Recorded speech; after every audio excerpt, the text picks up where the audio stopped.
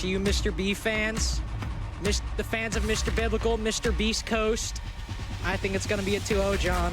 I think Border, it's SSG's pick. SSG, frankly, probably should have won it in regulation, had 2 1v1s gone their way, and now they get to go to their own map pick. The Beast Coast looking a little sleepy today, a little inactive, and now, sure, Beast Coast banned the Ying, but a lot of those cheese operators are getting banned once again. I would not be shocked if we see the Monty follow-up from SSG. Instead it's actually the Sledge. So Monty is available, but still, I think SSG are in a much better position right now. The Sledge ban is weird because it does have effectiveness in that you don't have that very easy top-down, open up as well as nade combination anymore, but you can very realistically still achieve it with a buck and then just having someone else bring nades to the party. So it's not a major disruption. It shouldn't be, at least, to Beast Coast there. It just makes your pick phase a little more awkward having to work around that one. No surprises when it comes to defensive bans. They're exactly the same from map number 1. These operators still have too much universal usefulness, especially Azami playing on her own on this map in areas like the security room. So still makes perfect sense to ban both of them out here. And we also saw SSG a lot on Chile running mainly the buck instead of the Sledge. So SSG are going to be like, it's fine, we'll play it anyway. Yeah, well, if they're already playing in that kind of mindset. Then they don't need the frag grenades. They don't need the sledgehammer, as iconic as it is. They're like, Skeleton Key, better. Skeleton Key gang on top. Hashtag for the win. I don't know why. I don't know why I felt the need to throw that hashtag. Yeah, you don't just listen to the hashtags out of it. Sometimes you get inspiration. Sometimes you just got to do something in the moment, and you're like, you know what? Let's throw a hashtag in there. First sight, shocker everybody. It is Armory and Archive to start things off. Of course, because that Valk and that Azami was banned like it was in the last map. Solus is up. We might not see a lot of her initially. What we will see instead is the Mira, which usually when we see teams bring that Mira, it could be to aid the CCTV hold, especially if Azami is banned. It's a lot harder to hold. What could be also used is, as you're seeing right here, to fend off any east side pressure. The attack takes Fountain. You can use that Black Mirror to recontest it later on. You could also use a second if you wanted to put it on the single panel that you see the Jaeger reinforcing right now. There are a lot of options and a lot of options you might need to do with that Azami ban, but specifically with that Mira, it is with that east side pressure that they try to fend it off like that. And a cool little stat there on the top left about Hat, who had the most multi-kills. I did not know that. Prior to the start of this match. We'll have to see if that stays true by the end of it, of course, here. But as you can see there, and as they were saying before, it is also SSG's map, and SSG was playing lights out. To bounce off your point about them winning the 2 1v1s, just in general, they were really, and you made a good point of this during the last map too, they were very much just completely out-fragging Beast Coast in quite a few rounds, even when they were being outplayed. So that's going to create a very dangerous combination for a map like this. Once you establish, nice counter there, once you establish enough map control, you really can frag your way to victory on some of these sites at least. So we'll have to see if that's going to come true for SSG on this attacking side. Oh no. By losing that one Selma, look at how quick he rotated away. Their only other source of hard reaching is a can opener. As small as it might be, losing that one Selma, depending on how other things go, could deny SSG an immediate angle into Archives later on in the round. So let's see how it works out before we get there, because Forrest has already killed Hat, and he's already killed Mr. B, and now he's dead. He's acquired 90 control and has basically given SSG a veto-proof advantage. We have seen Fultz as well pick up a 3rd kill now for the squad, so already things have been brought down as Hyper and Duff. One of those which has been pushed into a corner, deeper in the site as well, so not even a good amount of safety there to play into, as it is going to be Hyper sitting right behind the Lockers half wall right now, just trying to sustain, trying to buy time for his teammate to get into the action, but even he's overwhelmed when he's finally thrusted into the fight. Hyper now alone and just full committing to that spray there, gives himself up to the sandwich position, and the round as well over to his opponents. So losing that one Selma didn't matter that much. Yeah, it's a good callback, but I was like, dude, I'm about a big brain. You made a very big point of that too. Yeah, you were like, I was like, guys, they're gonna. Here's what I was banking on, because it was still early on in the round. I was like, okay, it's SSG. You know, they're probably gonna test the waters a little bit. They'll probably do this a little normally. Like the slow play, office take. They'll get East Stairs early on. They'll then get Archives pressure, like with about a minute 15 left. I didn't expect Forrest to just send it up 90 as Nook and kill 2 people, which, if that's the SSG we're going to see on Border, Beast Coast are in for a world of hurt, because that's not an SSG that is afraid. In fact, that is an SSG that is emboldened off of their map victory. And if we're going to see more rounds like that, with some smokes laid down and an execute immediately following them, Beast Coast are going to have a very difficult time adapting.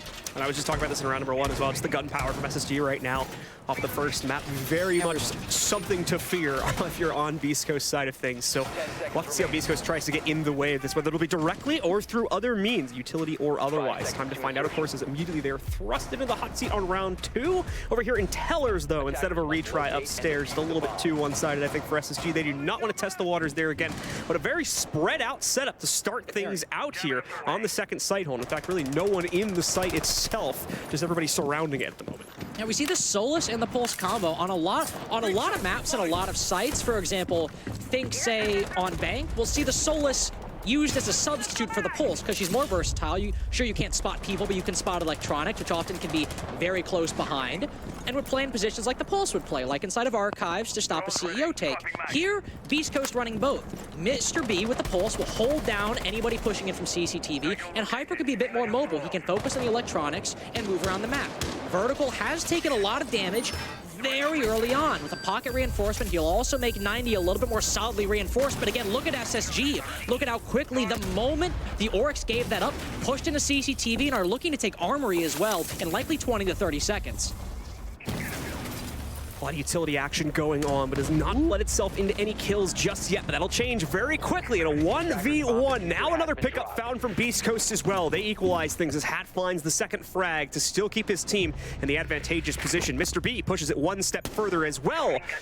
As you see, SSG struggling to find the same footholds they looked for on the previous round here. Just not hitting the ground running as easily as they were able to with Forrest finding that double entry on 90. This time it's Beast Coast that puts their feet down and remains stalwart in those positions, not giving up anything. That is, of course, till we see Merc sneak off another kill, but even there, it's instantly traded by Mr. B. Good play off of each other coming in right now from Beast Coast. If one player goes down, they're immediately there to support each other, make sure that the killer does not get away with anything else. J9 is all that remains here now for SSG in the 1v3.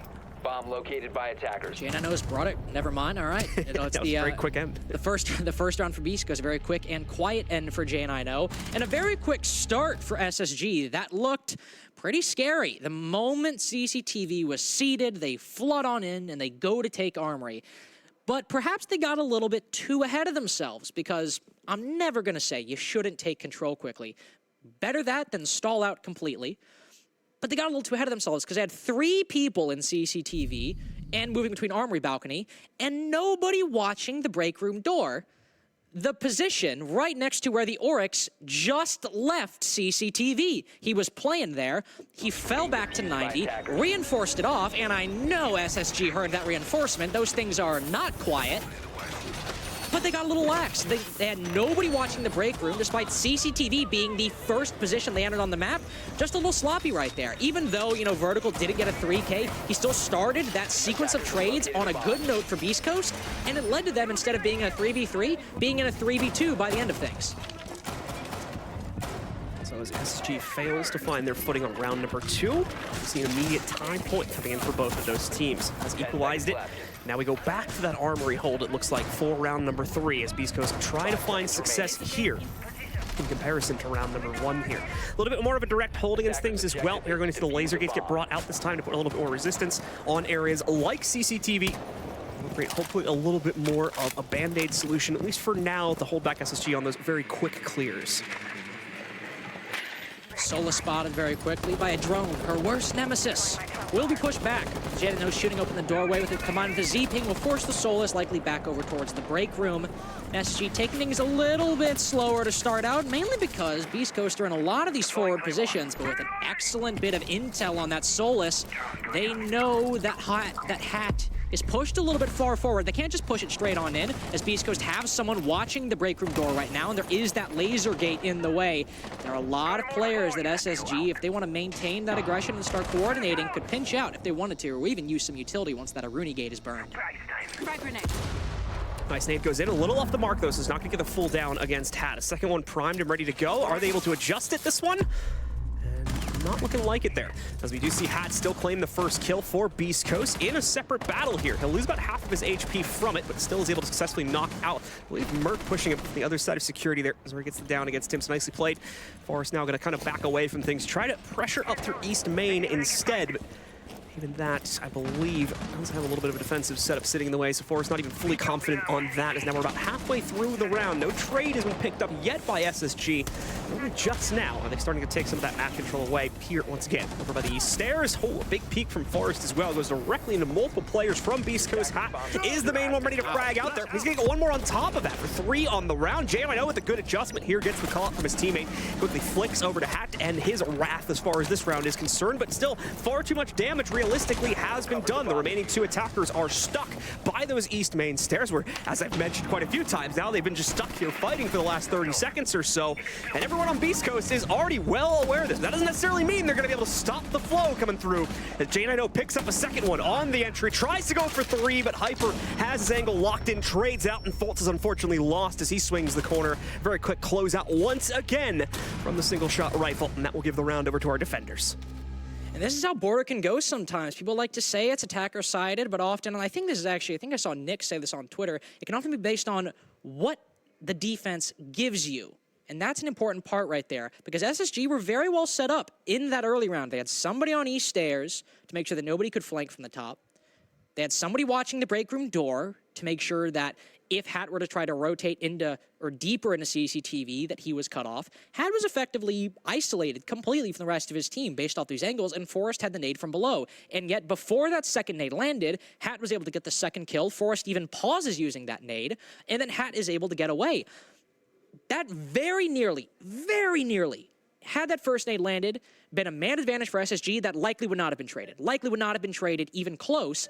And SSG on Border could maybe win the round off that. Get CCTV control, you push the other guy back. That could be it right there, at least in the early round. But because one small little difference was made, the second nade didn't land and Hat got that opening pick, it basically snowballed for Beast Coast and got them that third round.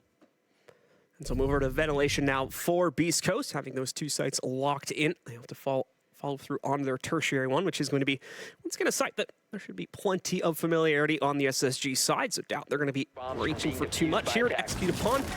Initially, we're going to see the Bravo get brought back out, but that is an initial pick, so we'll have to see. Still could get repicked at some point in the next 30 seconds or so here. Very intel-heavy setup, wanting to try and clear things out and establish a game plan well before they ever set foot into the building, let alone the site. And when they are finally ready to go through with it, it'll be one swift motion to attempt to take full control.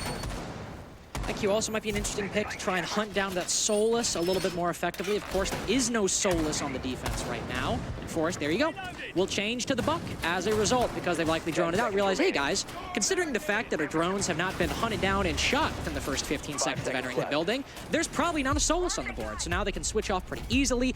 They did pick that Buck for a second. Of course, there's no sledge, so it's your main source of vertical destruction, but they'll instead go with the Ash. Very minimal right there. The only set of soft destruction available right now for the attack that might indicate maybe they're only looking to go for a plant on vent door, where you run through that main double door and just plant on the doorway to ventilation. Might be the case, could be a little too early to call, but with how little vertical destruction they have, that's at least what my mind is going to. There's still plenty of time for them to change it. 31 gadgets stolen away is going to prevent any additional aggression from the defenders working their way out towards the kind of the east main lobby there on top of the stairs. As I believe that was a Banshee stolen away by the attackers, so it now works against the defenders instead. Away from that, though, not a whole lot of follow-through just yet. Like I said before, SSG is building up a very intel-heavy comp right now, so they want to try and set things up before they ever set foot in the building, so it's going to be a little bit of an actionless kind of early to mid-round here. Merc, though, giving us a little bit of excitement, but at the same time, I believe an impact comes to the very same hole Merc was just shooting and leads to the death of all those X-Kairos. Such a big impact from Vertical. All Hot and Cold has now is some X-Kairos to open up angles with, which is great. I mean, that's one of the big benefits of that buff she got so long ago, the 2, the 4, the 6 X-Kairos. You can open up so many angles. That's all he can do now. Hard breaching is down to 0. Stock is at an all-time low, so you'll open up a very good angle. This is it. That's a great line of sight in the office, but as you said, that's it. No other angles possible to be opened up. No can openers present for the remaining players as well. So this will be the only cross angle they're able to establish for themselves. The good news is, again, the wall is soft going into the actual site itself, or at least the area above it here, so they could still knock that out. But Beast Coast more than ready for this challenge. Hat goes for 2 against both Fultz and Merc. J9O also going to get knocked out here by Vertical. Hot and Cold sneaks through the chaos, and Vertical claims a second one as well, but Hot and Cold looking to trade this out very quickly. Not going to end up working out. Vertical controls the situation instead for BC as they continue to dominate so far on this defensive side of Border. Again, just look at how quickly these rounds are going from 5v4s, or maybe not necessarily quickly, but look at how dominantly these rounds are going. From 5v4s to 5v2s or 4v2s or 4v1s by the end of it. Basically, every single time one of these teams has either, gotten the opening pick, it has been very quick to move into the fortunes of the team who got that first pick. On Armory, Forrest walks up 90, gets 2 kills. The round ends like 20 seconds later. And then every round after that, Beast Coast have gotten the opening pick, and the round has ended at max, it feels like, a minute after that opening pick. If we're being very generous and taking things very slowly. By Beast Coast getting so many of these engagements, they have not wasted the control. Beast Coast are not at all, as compared to play to number 1, confused about how you play Border. If you're able to keep that advantage and keep that control, you do not give it up. You keep playing it, and there's no falling back to sight. You get in the attack's phase, and you try to hold out as long as you can. 10 seconds remaining. So, as the time comes to a close, just some small adjustments. In fact, really only one adjustment coming in for SSG. Just change over to the floors. They have greater capability to knock out some of the insight utility. Makes perfect sense considering that we're going over here towards Tellers now, which is a very interior site. It's not going to necessarily give the attackers a whole lot of opportunity to bank nades to take care of that one. And of course, the ability to open up some of the top-down destruction as well in kind of a worst-case scenario. But Merc will more likely be doing most of that work. So will Forrest, of course, with the breaching charge. They have Hot and Cold to neutralize. They've actually got 9 breaching charges between all 3 of them. So quite a bit to take care of the top-down work. Faults, I believe, landing that shot against Vertical. Thought it was a headshot, but apparently not. That or the wall ends up eating up enough damage to not fully kill him. So he'll end up at half HP instead. That would have been the shot of a lifetime right there. I don't think it wasn't even open at all. That was just like like a crazy pre-fire, I think. And Fultz has seen a thing or two. He's been around the block a few times. apparently it was partially open. Well, still, even if partially open, closed, open, I don't care. He was holding a pixel right there. Might as well have been effectively closed. Merc also holding a tight angle, but shots and damage exchanged, or shots exchanged, but no damage exchanged either way. Instead, SG will exchange those early gunfights for maybe some control as they'll make their way into the building. Of course, a little down below and a little above, but both on that west side of the map, into CCTV and into jail. But for the first half of the round, haven't gotten much more than that. Trying to swing through quite quickly, but at the same time, Hat still very much standing in the way of most of this clear over by that east main lobby. Continue to see pressure come in from SSG, but a little bit late to the party as Hat quickly dodges away from that position. Elsewhere on the map, we do see Vertical knocked out. It's going to be the first kill of the round as well, so SSG gains a slight advantage upon that and going to be able to push it even further now with this nice little wrap from Hot and Cold onto the inside of Passport Check to knock Hat out, but Doc finally claims some revenge here. Puts it back down to a much more palatable 3v4 for himself and the rest of his team. Kept that spray going for a little longer. Might have picked up another one, but instead, it's the headshot coming in from Hot and Cold through the wall. Hyper now left alone in the 1v4 situation here. Literally pushed into a corner as well, playing the bathroom angle. Not even going to stand a chance, unfortunately, as Merc walks right up into a free headshot angle. That's the cleanest round we've had yet from SSG. And again, look at that round, because we saw a lot of it from the defense, but now this is a very recent example for the attack. First kill, J90 takes down Vertical. Immediately, what do we see next? Hot and Cold is in courtyard, right outside the site, pushing into Passport, gets another kill. What do you have left? You have Doc and Vents, Hyper in sight, Mr. B in customs. Mr. B is now basically alone. Sure, he has Doc and Vents, but he's going to focus on supporting Hyper on the site because SSG are likely reading correctly that an execute can happen in the next 20 to 30 seconds. So Mr. B is the only one able to hold down the necessary angle to stop anybody from walking into courtyard. But because he's lost his support up above and below, it's now so much easier for SG to push into Passport, take down Hat before Mr. B, and then take down Mr. B subsequently afterwards. If you get that opening pick on Border, man, it gives you so much control, and you can get so much more afterwards. And if Beast Coast can still get it here, I imagine they can still put this 4-2. Let's see if they can seal the deal once again. SSG is, of course, looking to bring themselves back on the rebound, just like we saw from the previous map also. So see if the same story repeats itself twice on the map pick as well, where Beast Coast has had a little bit more an assertive amount of control to play into this time to once again try and secure a 4-2 half in their favor over SSG. SSG, though, of course, just now spawning out on the map. No huge surprises when we take a look at their operator picks. Just the lion is going to be a nice little wrinkle to the add in there. Other than that, though, it's exactly what you'd expect to see on a typical attack on this map. The defense, very much the same thing we've also been already showing over the past few rounds. Vertical with a bit more of a confident play, though, as he goes over to the alibi, which will give him a bit more free roaming capability, especially here in the early round.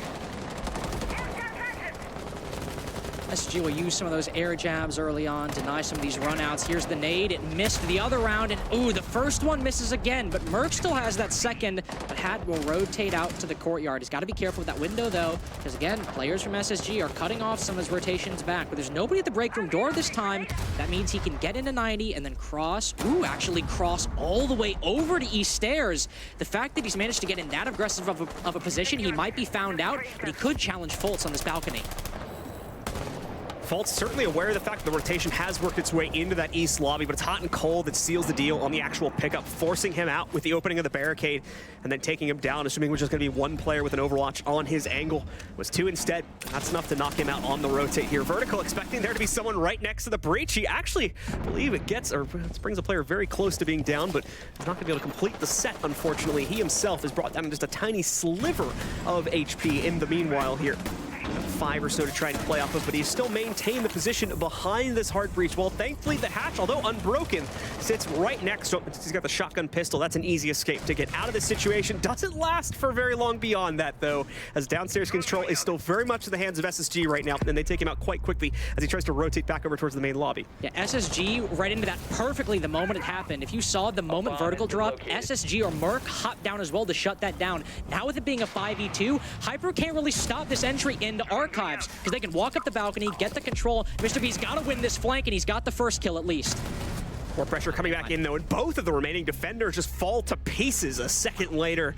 SSG really starting to come into their own, it seems, over these last 2 rounds, and it is going to end the half on that one. So a little bit of a side reset, maybe exactly what Beast Coast needs, but at the same time, this also is where SSG really started to take control of the previous matchup on the previous map. So we'll see if the same thing unfolds again here, and they try to run the gauntlet straight up to 7 from this 3-3 halftime scoreline. And keep in mind, again, no Azami on border, so when SSG goes Armory lockers, it'll likely be a similar setup to what Beast Coast were doing. No solo hold of CCTV. If anything, maybe even some loose control if they want to play a little conservatively and play a little safe. First half was very much a tale of who got the opening pick. We see in the rounds SSG won, they got it. The rounds BC won, they got it. Pretty one-sidedly after it happened. Let's see if it continues right here, because I want to see what Beast Coast do. SSG started off very aggressive and ended the half, I would say, still very, very decisive, but a lot slower by the end. Not rushing into the buildings in the first 45 seconds, but taking their time and working off angles. This would be a good time for Beast Coast to set the pace, because this is their opponent's map pick. It's a 3-3 half. They don't have a decided advantage. For a team that is young in terms of the roster, and needs to get the momentum to win this series, they need to start this off on a good note. I want to see something quicker here and not say an execute with only 30 seconds left. So let's see if that's what we shall get from Beast Coast as their lineup now locked. And they are going to be trying to use that buck. And we saw SSG trying to take care of the top downs a little bit more with utility in the previous half. Kind of ignoring the buck, I think, for quite a few of those rounds because of that one. So Doc and the rest of BC are going to take a much more direct path. That obviously not going to see a huge amount of usage out of him in this round specifically, but as we move deeper into the site pool, we'll probably see a bit more play come out from him. Hopefully make or break some of these angles when they get closer to the site, like areas in tellers. Away from that, though, relatively quiet start to both teams here, as SSG doesn't want to directly challenge anything from break or otherwise, but at the same time, it's a very tepid step forward here being taken by Beast Coast as well, as they also don't want to trip up here in this first minute of play. Lukewarm first minute. Mr. B outside, holding his angle. Hyper looking like he might open up that East Stairs door or lurk outside that Archives door. Nobody going to get aggressive from SSG really in that part of the map anyway. There are some players on that east side, as you can see the Oryx right there. And ooh, somebody down below. Does Hat have that gone 6? He's playing right on the hatch. He's playing right on the hatch. Oh, he's gone now. I was hoping maybe he'd open it up and see the Oryx drop down. but instead he'll back off to Fountain. Now SSG will start consolidating around the site. There are still some players pushed aggressively and pushed off the site, but as compared to before, they're a lot closer, but the Oryx has moved back. He's sitting on the hatch, but again, he'll back off. Hat, unfortunately, not committing to this just yet. Still waiting to see Beast Coast make that first entry forward. They are seemingly holding back, hoping on a little bit of aggression to be swung out from SSG, but they're just not getting it at the moment. SSG not challenging them in any department across the map here, so they're going to have to take that first step forward. They do, but they're simply gifted a kill, it seems. Merc just dashing across the room. Bad timing for him as Hyper claims that initial kill. And Vertical gets a follow-up. A second one from Vertical as well. Now 3 overall on the round. Fultz and Forrest are all that remains. Beast Coast, it seems like they were merely just gathering intel as they were hesitantly holding on the outside. This is a clean execute and an ace from Vertical out of absolutely nowhere. Yeah, that was probably just maybe not the quietest ace, but as quiet as aces can be, but very little fanfare. Yeah, it's just like, oh yeah, he's just getting the kills. Merc's Rima dashed in front of him. That's the first one up. Somebody tried to get the trade. He died as well. I honestly thought Hyper got the first kill because both G36 were shooting at the Oryx, so I wrote it down as Hyper. It was actually Vert, and he gets the ace overall. And it was a little slow, I'm not gonna lie. I was starting to get a little worried. But you put it well, John. They were just setting up. They were just setting up their angles. And even though there was some indecision about using that Gone 6, once they opened things up, Hyper and Vertical both push into Fountain and push into Office at the same time. Pinch out the Oryx, pinch out the Archives player, move into the site afterwards. The moment they had everything set up and the dominoes started falling, they did not stop there. They made sure to keep the pressure high on SSG and not end up stalling out, and that is the best thing in the end, that they never stalled out and they kept going when the momentum was on their side.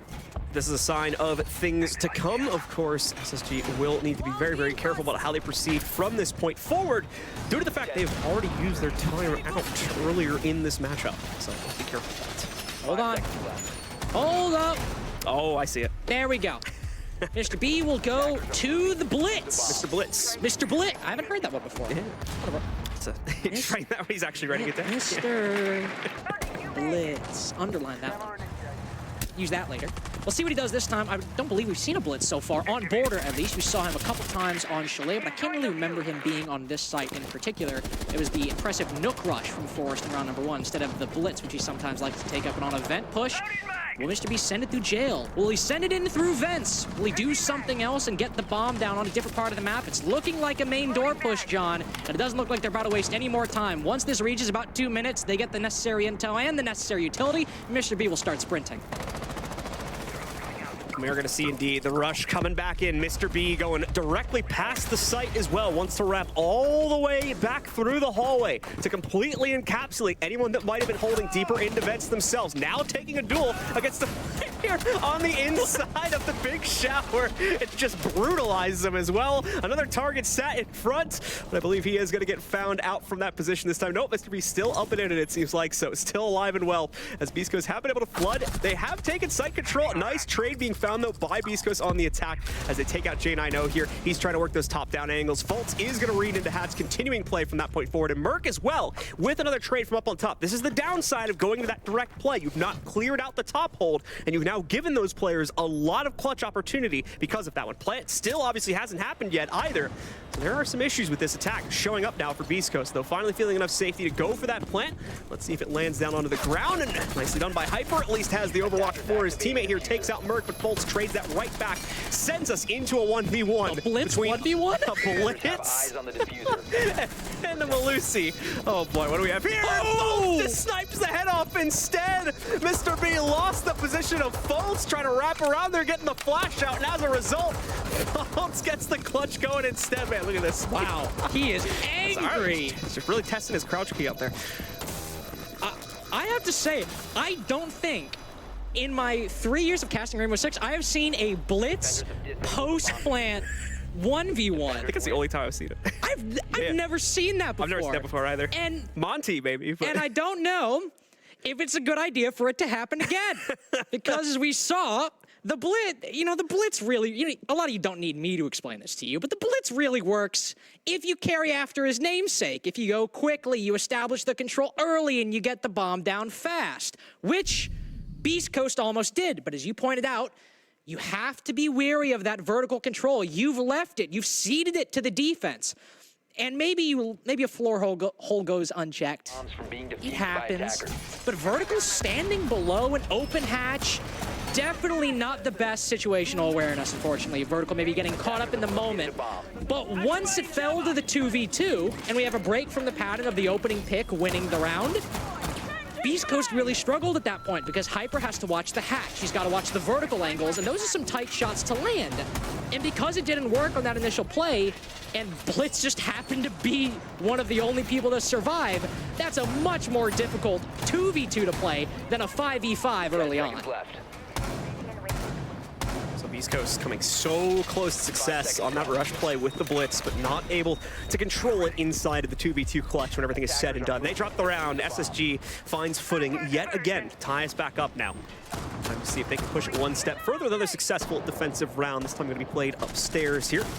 We do see a little bit of an opening being made here now by Hot and Cold to try and impact trick out this opening, and he's going to stick around for it. Here's the X-Kairos, who's got his opportunity, but landing this one going to be a little tough given the amount of vertical distance between himself and those X-Kairos. So immediately we'll see another 4-pack of the X-Kairos follow up the 2 that did explode. And the impact actually gets all 4 of them this time, it looks like. Oh, it's a little messy now as we look on the inside. I think once again, maybe the bottom 2 made it. It's a little weird because the impacts are taking out the soft breach as well, but there we go. All the impacts are now gone. I think most of the X-Kairos have been wasted. The goal of not having that be open is completed either way, so that's a win for the defense no matter which way you throw it. The logic of that, by the way, was Mr. B was like, all right, they gotta be out of impacts now, right? I mean, there's no way they rotate another guy over. He's used the 2. And, well, he did use the 2. And an SSG were like, no, I got one more in me. This is worth it. Exactly, and honestly, it is. Beast Coast like running only one hard breach with maybe some can openers sometimes. Because Beast Coast are only running this Hibana, he now only has those 4x Kairos, but they've acquired some good control. They've started to make some inroads into courtyard, but again, there's no upstairs control yet for the attack. If they just want to get the bomb down or get and execute off of what they have, Vertical's going to have to lurk very well, and they'll have to move in very quickly. Vertical just hunting for heads literally right now, but it's going to be J90 from SSG that actually gets the first pickup elsewhere on the map. You can see the angle here now that he got it from Mr. B, trying to advance forward a little bit closer to Tellers, ends up getting taken out there. Their nade working its way through from the attack, nearly takes the life of Merc away, but a little bit too far away from his position to deal full damage. He'll be at about half HP instead. Vert having control over the fight, initially takes a while on the spray, but eventually knocks out Forrest, but we're going to see Fultz and Hot and Cold now find trades either directly or indirectly. That pickup we just saw from the attacker's perspective. Hat as well, losing a lot of HP on the hop through. Can't do anything about that. That's certainly frustrating at a minimum here, but still trying to frag it out. Won't work out though. J90 shuts him down outright, and Doc's position is far too easy to counter angle, so SSG get a clean closeout to this Teller's hold. Just hold their positions and kill Beast Coast as they come to them. I mean, Beast Coast getting quadruple impact trick on that Gerald wall is actually pretty representative of the entire round if you extrapolate it and look at the kills, the control that Beast Coast had, because just like they tried to put 14x Kairos and every one of them got impact trick and only a small hole was opened up. In that round, Beast Coast had players in CCTV, they had players outside the site, they had players inside of Passport, they had players in all different positions, even pushed into courtyard with seemingly a small opening into sight, maybe if the cards go their way. And SSG was also completely there to meet them. They had people inside of office, inside of Armory, inside of tellers, bathrooms, still in all these positions. They had never been cleared out. They never felt any semblance of pressure. So there was no need to rotate back or even really rotate at all. And Beast Coast was left standing there, no hard breach, no control, just going for kills. And so far, SSG have been hitting their shots in a way that I think has honestly been one of the best so far that we've seen this stage, despite the first map being 8-7 and it still being 5-4. Yep, definitely the case. The score doesn't necessarily show it. That's an interesting factor here to be fair about it as well. Beast Coast and SSG are actually relatively close right now in the kill department, but I think it's just in the moment. SSG is taking greater capitalization of those kills and is able to follow them through to get deeper into the site or, of course, push their opponents out of it if they're on defense a bit more impressively than we're seeing Beast Coast do on the attacking side right now. It's also specifically, if you want to look at the scoreboard, Forrest has cooled off a little bit since Chalet, though it took him a little bit to even get warmed up on that map. Right now, we've got a triumvirate, at least with close, or starting to reach double digits, 7, 8, 9, Fultz, J90, and Hot and Cold. But as you said, Beast Coast also decently close in the kills. They have another person with 2, but Vertical, the only one with double digits in the lobby so far at 10. And all of these rounds have been very quick and very one-sided once somebody gets that opening pick. But so far, now SSG gathering the lead. They've been able to win out 2 of those defenses, albeit one of them in a 1vx and in a post plant as well. Going back to Armory, this is the 1 round Beast Coast won, and they won it fairly quickly once they got that first kill. This is where I want to see things change for SSG. Let's see them get aggressive. Remember how we saw Force start spawn peeking last round, or on Chalet? I don't want to see him start spawn peeking, but I want to see him start getting active. Let's see now as Beast Coast work their way forward, taking that initial control over here towards the front door lobby. Not going to see much of a disruption come in there, as there's not much of a defensive setup from SSG in that part of the map, but it's only one small step of things here. They're also trying to move for quick jail control. Vertical will be taking that for himself and able to proceed forward past that point. Overall, the initial emphasis is on that downstairs control. They will have to eventually move this up, and unfortunately, the downstairs control is going to cost them quite a bit. Fultz is able to still freely, because of all the pressure downstairs, play things out on that new balcony, leading out towards South Main, and as a result, currently levies that pressure into an opening kill against Mr. B, now forcing Doc to wrap all the way back up on Repelt and take up that position, at least so they can retrieve the case. 2 rounds in a row now.